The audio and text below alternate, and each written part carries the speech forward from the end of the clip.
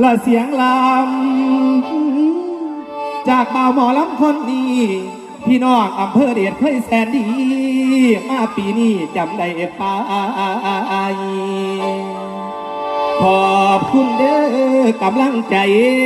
จากเอ่ยอ้ายพี่น้องยังเชียร์ยองอยู่บ่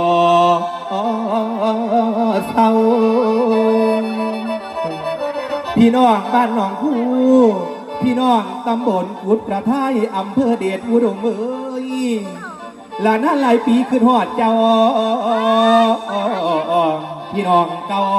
เคยเทียนอุ่นสีบ่ลืมบุญคุณบ่าวสักดาขอบคุณเด้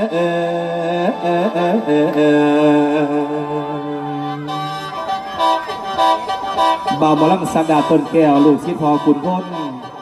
กับขุนพลต้นแก้วผู้บาอาจารย์ใครออกหมอลำใครทำเมนูจรยกใส่เก่าเท่าใส่หัวเด้อมาหลอกมาล่ำขอเป็นลูกเป็นเต่าพี่น้องน้องผู้ขอความมาความเมตตาครับ